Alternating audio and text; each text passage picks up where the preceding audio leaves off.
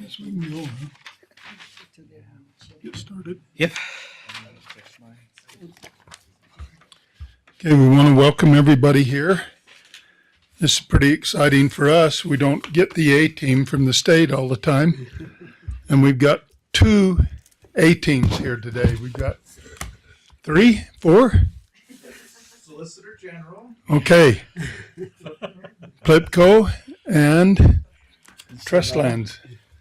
So we feel like we're almost the legislature today, so this is great. She shakes her head. Is Reagan here?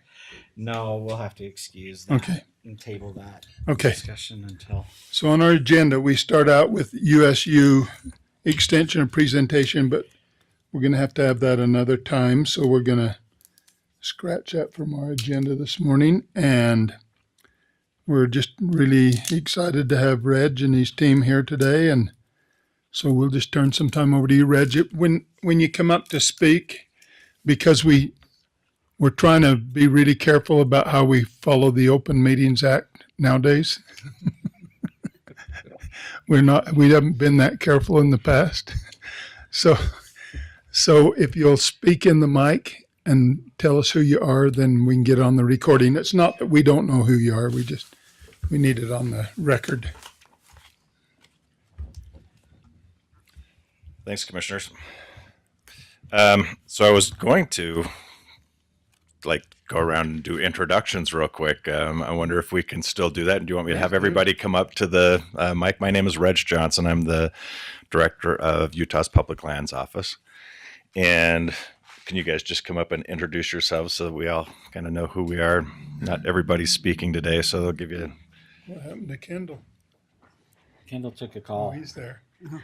I'm Kathy Davis. I'm the Deputy Director of the Attorney General's section, Public Lands section, and we represent Plipco. Good morning. I'm Jason DeForest. I'm an Assistant Attorney General representing Plipco. Hi, I'm Tess Davis, and I'm also with the AG's office representing Plipco. I'm Dan Burton. I'm with the Attorney General's office. I'm the General Counsel there. I'm Melissa Holyoke. I'm the Utah Solicitor General with the Attorney General's office.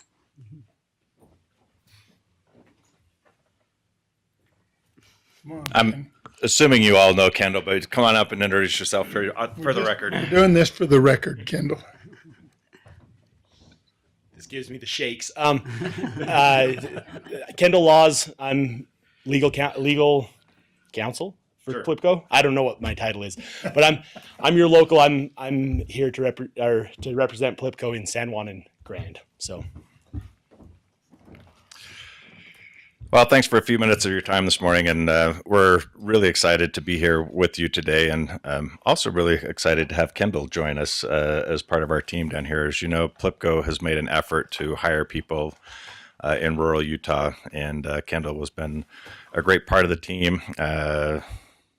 We've been working on one of the projects we're going to talk to you about today, RS 2477, for many years down here. One thing. I don't need to, but these two need to introduce themselves. Good If point. that's okay. Okay, Sylvia. I'm Commissioner Sylvia Stubbs, represent District 2. Hello, good morning to everyone. I'm Jamie Harvey. I'm District 3 down in Southeast. So. Okay. And then we Nice have to meet you. James Duncan down here. James Duncan. He's actually James Franken, but he's filling in for Lyman Duncan, so I call him James Okay. Duncan. Gotcha. And you know me, Matt McDonald. Okay. Thanks for Yeah. finishing the introductions. Appreciate that. So yeah, back to Kendall. Really excited to have Kendall back to our RS 2477. Kendall has been instrumental in getting kind of what we say, finishing out a bunch of the wetnesses for our RS 2477 effort, and I'll let them go into what that effort is, but appreciate his efforts over the last few months in getting a bunch of those witnesses lined up to protect access to our public lands. So I guess I've been asked to talk a little bit about the Public Lands Policy Coordinating Office, PLIPCO, we call it shorthand. Every good government has to have some kind of acronym, and ours got long, so we just shorten it to PLIPCO. What we do mostly is litigation to protect public lands, access to public lands. We review all the environmental assessments and environmental impact statements that have an impact on the state. We work with our federal partners, BLM, Forest Service, Bureau of Rec, others, when there may be impacts to the state of Utah, and try to represent the state's interests on all things public lands. So over 2/3 of our state is public lands, and a lot of industry depends on it, a lot of recreation, just enjoyment of the public lands. Those are interests that we try to represent. What's a lot of people don't know is that we also permit all the archaeologists in the state. We have an archaeologist on staff who does that permitting. We are not SHPO. We always want to make that clarification, right? So SHPO is the regulatory arm, but we do the permitting for all the archaeologists that work for BLM or Forest Service or their private practice. We're the ones that make sure they have the right licenses, they're doing the right work, and that kind of stuff. So archaeology is also a big part of what we look at and review. Paleontological resources as well. Try to make sure that all things are balanced on the landscape, and whether that's recreation, protection of resources, utilization of resources. What we try to do is find that happy balance where we can have multiple use, true multiple use on the landscape. And that's one of the struggles that we've seen recently is, in the past 50, 60 years, we've seen a lot of what we call federal designations come onto the landscape that limit that balance, right? So just to use an example, forest health. For 110 years, we've been putting out every forest fire on the landscape. And what we've had is this huge increase in growth. So now when we do have a fire, it's what we could term catastrophic because there hasn't been that natural fire cycle. We live in a fire-dependent ecosystem. There used to be fires across the landscape. Our native neighbors used fire extensively to reset those, right? So that we had better wildlife habitat and things like that. When we disturbed that and when we started putting out every wildfire, then we have all this fuel load on the landscape. Then we have these fires, and now we have impacts to our water, air quality, wildlife habitat, all that stuff. So what we're trying to do is work with our federal partners to find that better balance and true, what we call stewardship of our public lands, not preservation of our public lands, which is just, make a designation and lock it up. But it requires active management. And that's what we feel stewardship is all about and where we try to find that balance. As an effort to do that, San Juan County, along with all 29 other counties, created county resource management plans. And you may have seen I don't know if you've shared the resource management plan It's with in the new general commissioners. plan, but So- they will. One of the things we budgeted this last year funds for is to look at that general plan as well as the resource management plan. Okay. And so, So, yeah, our office helps all 29 counties with those county resource management plans. Right now, there's 31 resources that we're looking at. We added a couple this last year, utility corridors, infrastructure, a few things like that, updated the access. So our office is always there to help with those county resource management plans. We help develop those resource management plans. I'm really proud to say Utah is the only state in the country that has all of their counties that have county resource management plans.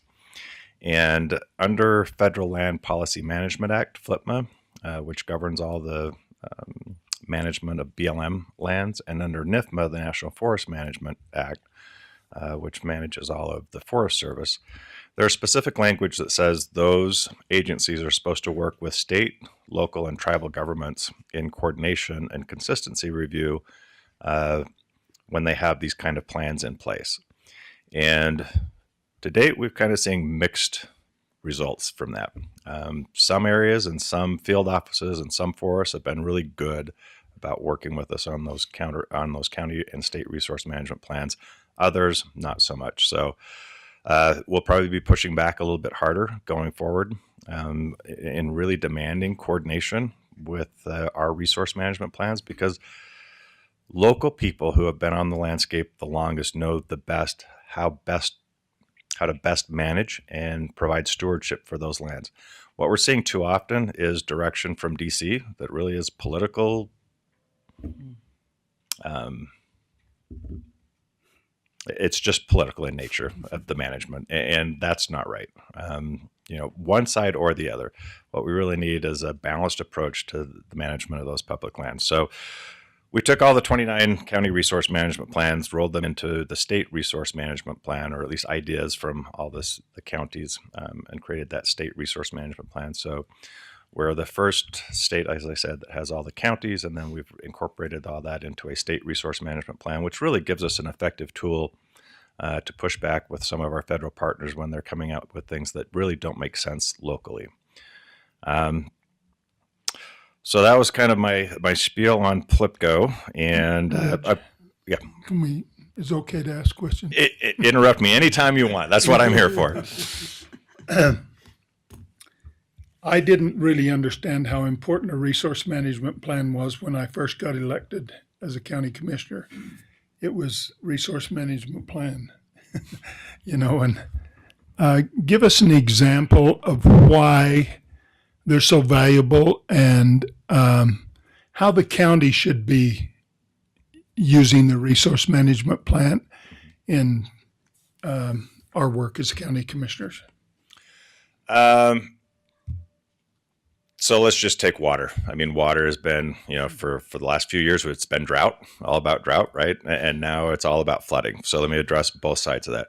So when we were in drought, there were projects that we probably could and should have been doing while we were in drought on federal lands. And I'm sure that you have some of that outline as far as new wells that might need to be put in, to tap water for communities or for farmers or things like that. I know right now you guys are working with Sitla on a bunch of new wells out on the Bears Ears area, right? Mm-hmm.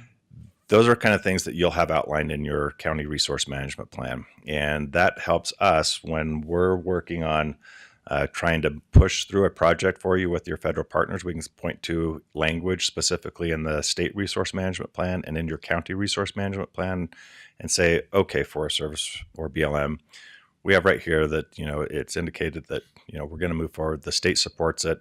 It really gives us something tangible to connect to with our federal partners. So an example before Garfield County, 25 years ago, was trying to get a project through with their Forest Service partners. And the Forest Service basically told their county planner at the time, says, well, that's great. I mean, you're telling me that the county wants it, but where's your county plan? I mean, I've never seen anything that actually says in writing that this is you're the direction that you want to take, right? And I've heard the county say this, the county commissioners say this, I've heard county planners say this, but there's never been anything in writing formally approved through your public meeting process that we can look at and attach this direction to. And that's at least for Garfield County when the light went off that they needed to do a county resource management plan and got started on it. Is that the first thing that the federal people are going to look at or ask for whenever we try and do a project? It's one of the first things that they'll look at. Yeah. Because it's something tangible that's already been put through a public process. And then the flip side of that is if there is the inconsistencies there, it may give us an opportunity for litigation if it comes to that. When you think of PLPCO, and again, I have a narrow, finite mind, I always think, first thing I think of is roads. Yeah. Roads across public land and how we're going to guarantee access to all of the public. I imagine you were going to. Yeah, I didn't want to steal the thunder on RS-2477. So I didn't use that one as my example because we're going to get into that in a little bit. So the other side of the water issue is flooding. you may have had some flooding down here, but you're probably hearing in the news a bunch of the flooding that's occurring up north in some of our communities. And, there's language in at least the state resource management plan that talks about maintaining riparian areas, right? And not letting them get overgrown. And then, all that debris, if you will, logs, brush, whatever, just comes floating down. So we don't want them denuded. We don't want them, a complete lack of vegetation. That's not good either. But that balanced amount of vegetation in those riparian areas. So we've been working with federal partners, at least I have over the last month, saying, okay, we need emergency authorizations to get in and do some work in some of these riparian areas where we haven't done any work for 20 or 30 years since the floods of '83, and trying to get some of those permits and permissions, I guess, from our federal agencies to go in and do that work. If it's in our plans, it makes it a lot easier to point to specific language and say, this is what the state really wants. This is what we need. And they're a little more willing to work with us. Don't give us everything we want sometimes, but it makes them a little more willing to work with us on those things. So about PLPCO, one other thing I'd like to mention is it's called the Resource Development Coordinating Committee. It was actually the genesis of PLPCO probably 35 years ago. So what that does is that is actually about the natural resources of the state of Utah. So not just public lands. If we're doing stream alteration permits, whether those are on private lands, public lands, doesn't matter. There are a bunch of those things that PLPCO also coordinates with all of our sister agencies across the state. And then also works with our federal partners. But we could have geologic issues that we work on, wildlife issues that have to run through that. If DWR wants to come down and buy property in San Juan County, they have to go through the RDCC permit, come to you, or our RDCC process, then come to you, get your permission. So that was all set up because before RDCC and before PLPCO, what was happening is state agencies were sending in 3, sometimes 4 different letters on projects, either to counties or to our federal partners. And then counties or federal partners would just pick which letter supported what they wanted to do. And there was no coordination occurring across the state. So the RDCC process was the first attempt at solving that. Then PLPCO was set up with a little more code and a little more authority to do a little more of that coordination aspect. So if you're running into issues sometimes between, Department of Ag and Department of Environmental Quality, PLPCO is an agency that you can call and say, hey, we're getting 2 different stories here. Can you help us coordinate this? That's our name, Public Lands Policy Coordinating Office. But don't always view it as just public lands. That is our focus, absolutely. But there are other areas where we have to try and coordinate for the state of Utah to make sure that the state is speaking with one voice when it goes forward on natural resource projects. I have to give a caveat there because the folks sitting behind me at SITLA have their own process when it comes to raising money for their constituents. So not always that coordination process occurs. Every agency also has their own mandates, right? And we respect that at PLPCO. DEQ and Department of Ag have different mandates, so we try to work within their mandates. So it gets a little complicated, but it's one of the things we love because our job is never boring. So, okay, with that, any more questions about PLPCO or what we do? Okay. No, Jamie, you have a question? I was just gonna say it's nice to have a little bit of mediator. Mm-hmm. Because sometimes we're afraid of some of those acronyms, Yes. So it's nice to have somebody where we can feel they're looking for our interest too. So, and Well, Mac has all my numbers, Yep. so if you ever have a now I question. know your acronym. I see something in emails. That's why I spelled it out on the agenda, just so that it would help Two you. things are hard to learn. It's all the acronyms and people's names. Yes. So, anyway, thank you. You're welcome, and anything we can do to help you all, we're always here to do what we can. Okay. Yep. Okay.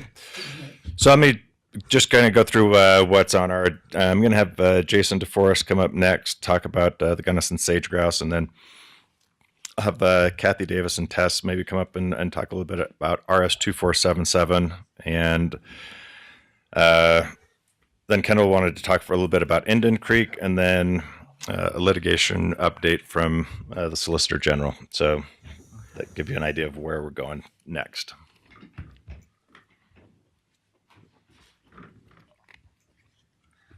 All right, thanks, Reg.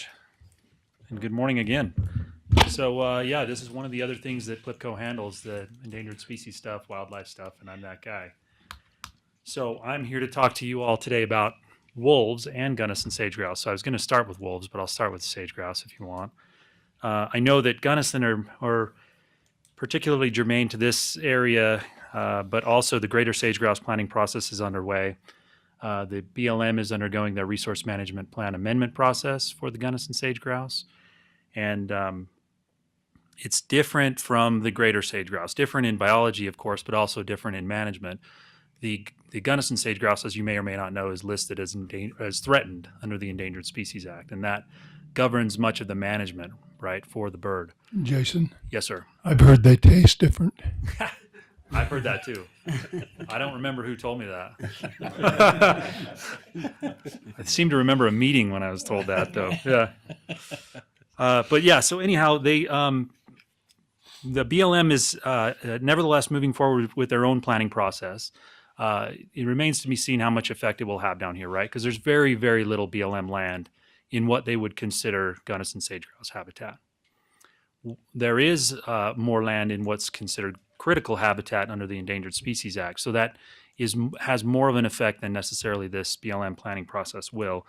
But nevertheless, they're looking to include things like areas of critical environmental concern in this new plan, which is of concern for us, which could add another layer of management on top of what is already in the resource management plans to the extent they designate those ACECs in this area. And you should know there's a push just generally to increase the designation of ACECs throughout the state, which we are concerned with, both with greater Gunnison sage grouse, greater sage grouse, but also a host of other resources. There's a general plan out now proposed to be put into effect that would incentivize the designation of ACECs. So we're watching that very closely. And with respect to the Gunnison sage grouse, they're currently working on alternative language. We expect to see a draft EIS come out probably in early May. That's when we'll have more information about which direction they're planning to go, whether or not they're planning to designate ACECs, and what alternatives they're actually going to put forth for their plan. So more to come on that, and I'm happy to provide any information. If you all need some or have questions, feel free to reach out. I've been working with Nick Sandberg down here, who's been extremely helpful, giving me a great deal of information about on-the-ground resources. So that's been helpful. One other thing, though, before I move on from Gunnison sage grouse that you should be aware of, the Fish and Wildlife Service. So I spoke about critical habitat, right? And that's under the ESA, which is governed by the Fish and Wildlife Service. They've just sent out a notice for a 5-year status review of the species. In a 5-year status review, they consider all new and best available science and data, commercial data as well, whatever may be the case that affects the species down here in San Juan. So I haven't had the chance to develop those comments yet, but I bring it to your attention because if there are issues you want me to discuss or concerns you have regarding the Gunnison sage grouse with respect to the Fish and Wildlife Service, now would be a good time to bring those to our attention so I can look over them and potentially include them in a comment letter. I'll just make my standard comment to you, Jason. Yeah. It's just incredibly bizarre to me that they can make designations on public property that spill over onto private property and affect how people can use their private property, and especially in a county that has so little private property. Nearly all of the private property is in one kind of a designation or another for Gunnison sage grouse. Sure.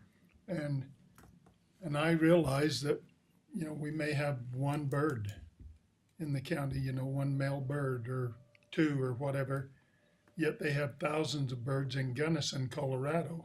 Yeah.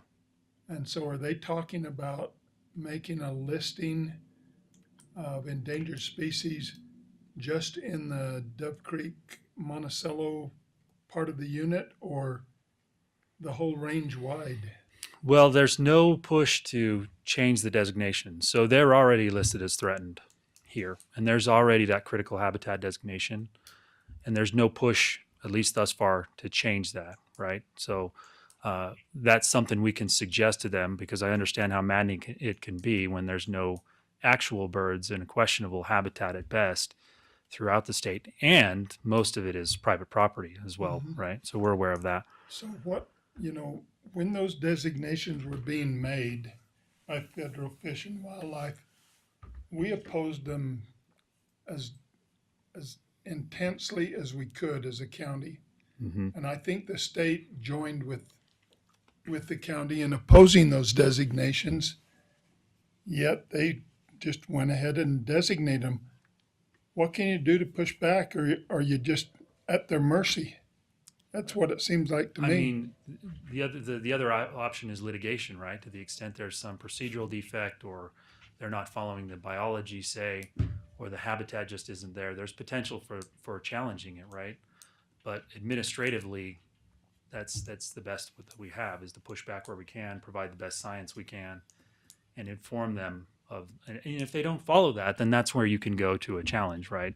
And you say you're not coordinating with us, one, but you're also not following local on the ground science related to the bird that should drive the But if they decision. received our comments and considered them, then they've covered their base, right?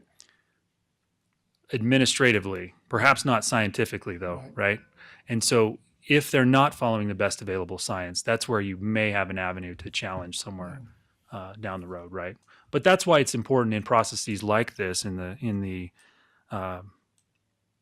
notification process, and while they're doing these status reviews, take every opportunity to say, here are our concerns, and here is the science on the ground, and here's what we need you to pay attention to, because if you don't, and then you don't have an avenue to challenge, right? Then you don't have standing to take it to court and say you ignored the best available science here in the state. So in the state of Utah, the only place that the Gunnison sage grouse exist is in San Juan County. We're not True. talking greater sage grouse, they're the big ones. These are the small ones. Do you know, And this is the only county that they exist in the state of Utah. I always like the little girl that asked the question about the comment about the kings having not a suit. He doesn't have a gold suit. So my question is, we transfer different species, bear, wolf, to other location. Sure. Don't you think those birds would be a lot happier when there's a whole bunch of them? Yeah, I think you're probably right. Yeah. And I think we all would be so kind to catch those birds and be so gentle, carry them to where they can have lots of friends. Take them to their friends.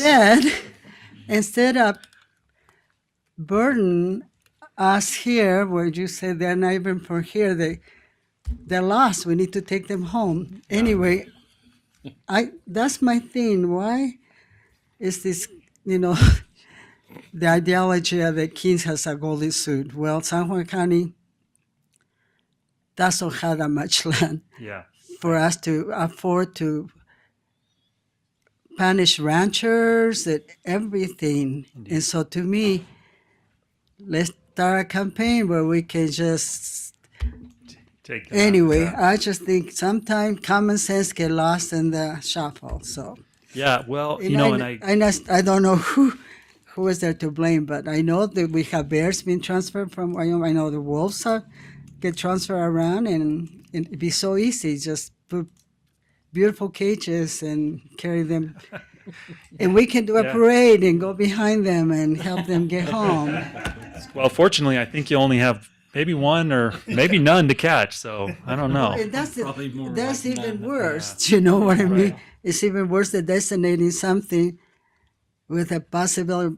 One of these days, they're going to designate a land for the dinosaur in case they come back. There's no dinosaur, but they're going to say San Juan County is a good place for dinosaurs. So So anyway, no, and I know sadly- it's not you guys' problem, but it's something I keep thinking about now. But No, it's thank a you. good point though, and sadly, under this administration, they're expanding critical habitat designations, or they're efforting to at least, right? They're trying to build them, and they're using the climate change for their rationale, saying that in anticipation of further climate change, we're extending habitat, right? Which is hugely problematic for all of the reasons you suggest. So I know it's a problem. And unfortunately for sage grouse too, though, they're not as good as wolves at surviving. If you put them on a truck, they'll probably try and fly back. We had one that they translocated to way out in the West Desert, and it ended up flying all the way back to Spanish. They fly Fork. back. Yeah. So, Jamie has a question. yeah, shoot.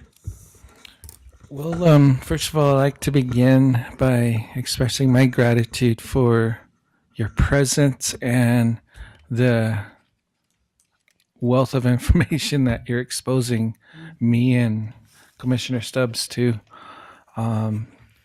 It sounds like a lot of learning on our part, but I'd like to exchange your wealth of information with some perspective and truth from the Native American community. Please And I do. hope this is helpful to you, as well as my colleagues here. Yes, please.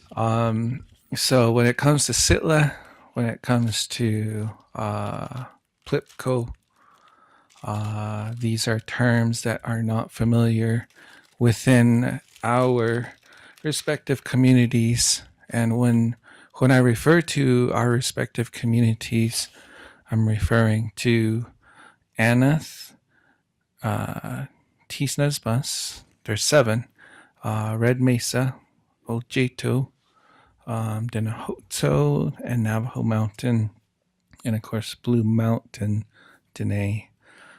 And I think maybe it's because we're just catching up to these discussions from a tribal level. The only thing we know is that there's a lot of controversy about bears' ears and about protecting what was there.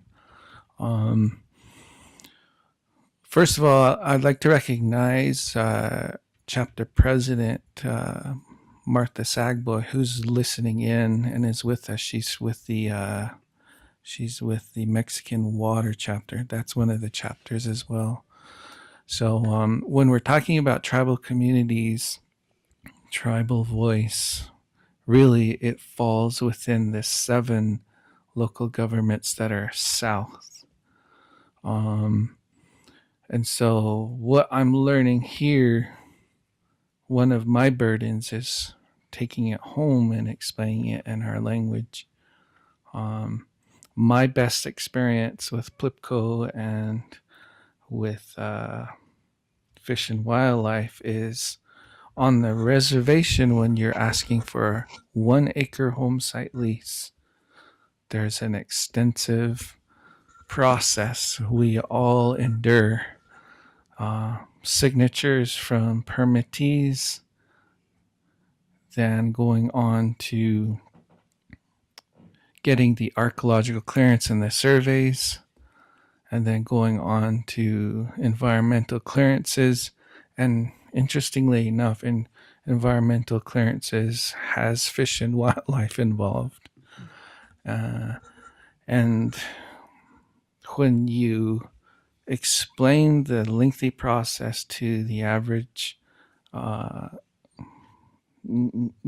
community member back on the reservation, it's like, why is it so complicated when all I want to do is build a home and a structure and house my family?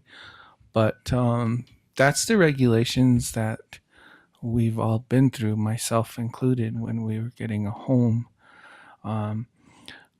But then again, I think the values that are being discussed with the initiatives from the programs, that's sort of Native American because we care about the animals too. It's just a little more complicated. Yeah, I think my request to engage the tribal communities back home, all 7 chapters, is to continue this dialogue locally.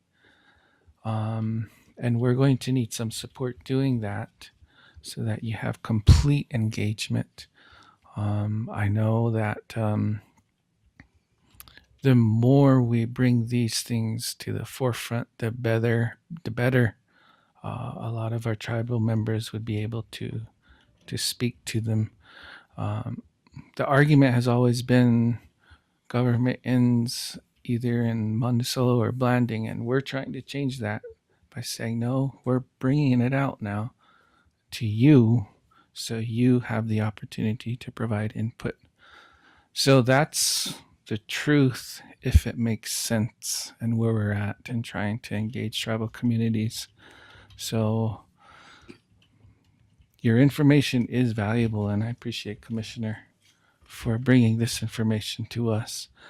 I think for us, Commissioner Stubbs and myself, it's a matter of making sure we do our part to take this message home and invite you to come with us so that we can have this same dialogue within the respective communities we serve.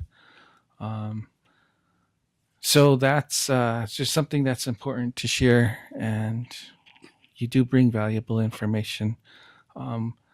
I think the biggest challenge is when it comes to government topics. It's so dry. It's like reading the DSM-5 and all the diagnosis codes, and you're like, why torture me with this, And I've seen those plans, these plans you're talking about, and I imagine there's 500 pages probably with a lot of reading to do. But anyhow, that's the truth. That's where we are back home.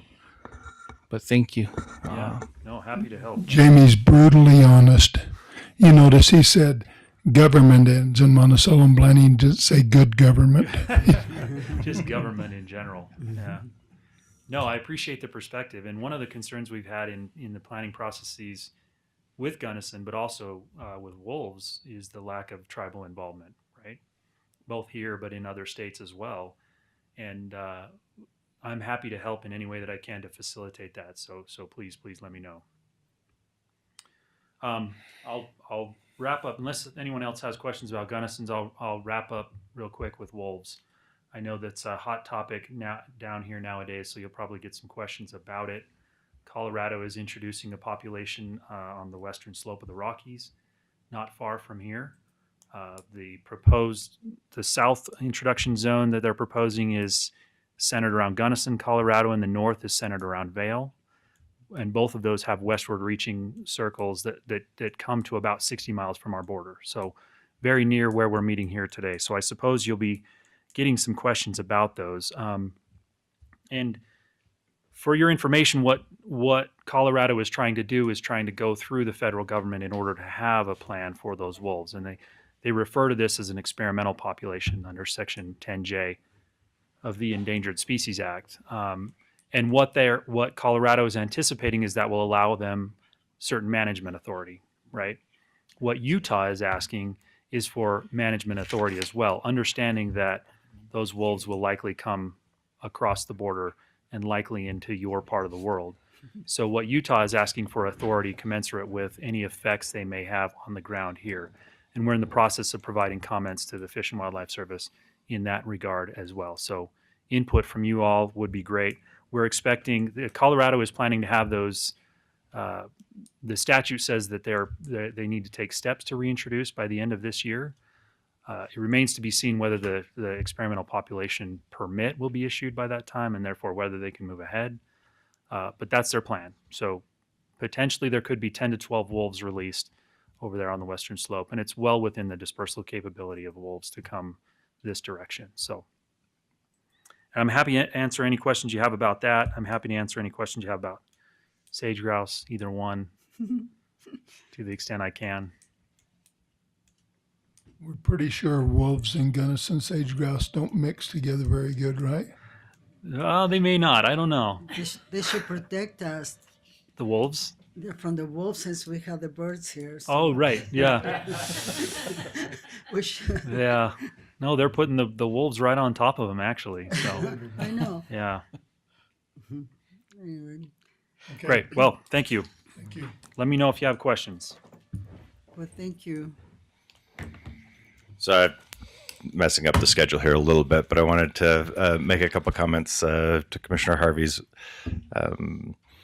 insight into some of the struggles that you go through with on a building site. I was out at Navajo Mountain with President Nez and Lieutenant Governor Henderson about a year and a half ago, and there was quite a laundry list of things that we wanted to talk about, but I would say 80% of that meeting was about the federal regulations and all the hoops that we have to jump through. And, from the state's perspective, working with DOI, and the nation's perspective, dealing with DOI, we had so much more in common about how to work through all the red tape and regulations than any of the things that we had disagreements on. And it was a wonderful meeting. There was a meeting of the minds there. And I think the new president is much of the same mindset. But not that we can solve those problems. We can't, but we get the frustration of having to go through that morass of red tape. And if there is anything that we can do to help there, know that we're always available. The citizens of the nation, the citizens of San Juan County are citizens of the state of Utah, and where we can be helpful, we want to be helpful. So just wanted to say that. I think the next folks are going to be giving litigation updates. So I'll leave it up to you on how you want to handle that. Yeah, we could go into executive session. I don't know. We do have Ryan here that showed up from the USU. I don't know if you want to. Okay, Ryan, did you have a presentation? No, I was just sitting since I sit on the Utah RAC. Okay, and so we have Brittany that's coming over. I think a question that I have, Reg, that just on a staff level, if I may, we're sorry that Brian's not here today. He helps us out. Your staff have been great helping us out, especially at UAC, making sure we're trained in what should be in that resource management plan. And one of the things that was highlighted in several UAC meetings ago was to make sure that we have our roads kind of spelled out in those resource management plans so that the federal agencies recognize that, hey, these are in fact county roads. And that as we look at, I like to think and I like to believe, kind of like you had mentioned, that our resource management plans are the drivers for our federal agencies. And I know you also mentioned that in some counties it's different where they're not driving that. But as we look at the county to implement kind of a road standard, do you think that's something that, our federal partners would also participate with? Say, for example, one of the problems that we have with Bears Ears is some of the roads, aren't, they require four-wheel drive, and they're a D road on there. As we look at kind of exploring this road standard for the county for private and public roads, is that something that would be a driving force for our federal agency? If we came out and dictated that, our federal partners have to designate in these areas specific roads that are graveled and actually maintained roads, that they're just not sand surfaces. Could we get a lot of search and rescue parties or our sheriffs constantly going out, pulling people out of the sand, in these awesome Teslas, that aren't meant to drive in this area, but they're looking for Bears Ears. They're lost. And so if we have something like that in our resource management plan, do you think it would be reflected throughout the BLM and Forest Service and kind of those without, D roads, you want to protect D roads as a D road and less maintained surface and try to protect that. But I think there's some areas that require a little bit better. Yeah. So every road that you have in your travel plan helps.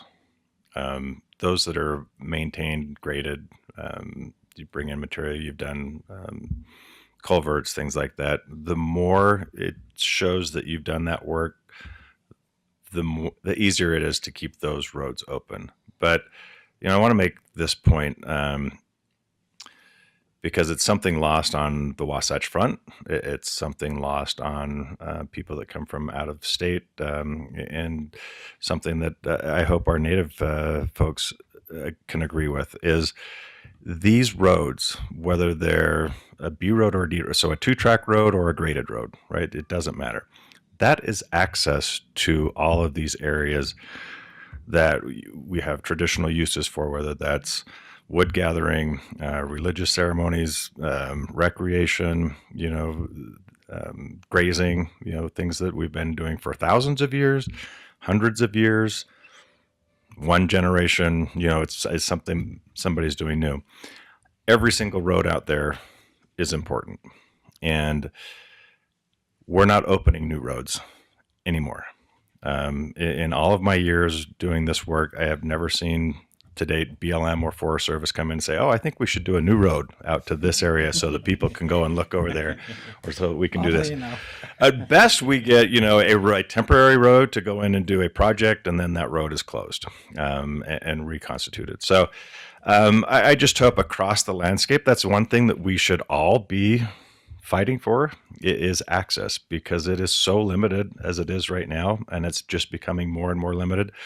One of the things we didn't talk about in the PLPCO introduction is our office does all the travel management planning for the state of Utah. So when BLM is doing travel management plans, every single time they close roads, every single time.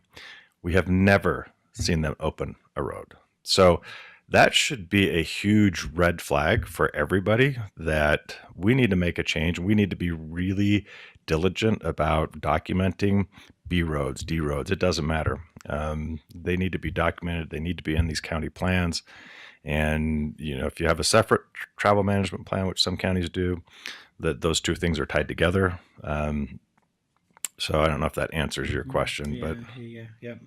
And I think as we break that open here, here in the future, we'll definitely be working with Dylan Hoy. We appreciate him. He's worked here in this county for years now. He's a Southern Utah boy, and we appreciate him and just that knowledge of how important these resources are to us. And so we'll definitely reach out and utilize those services there. okay. Did you say Brittany's coming? She is supposed to. Yep. So, I will give her a call. I've been trying. I texted her, and her babysitter fell through, so she can call in, or Jen's might be available. We can probably call her in. She won't be able to make it up. She said Okay. the babysitter fell through last week. Okay. I'd bring those little tykes in. Okay. So. Plenty of Okay. babysitters here if needed. So we need to go into a closed session to discuss reasonable imminent litigation or anything pending. So do I have a motion to go into closed session? I'll make that motion. Jamie makes the motion. One second. Sylvia seconds. All in favor? Aye. Aye. I just have one question, Reg. Do we need to kick Sitla out of here, or can they stay? Well, I know you are, but it's rare that I the get only to reason kick I Sitla say out of that a is room.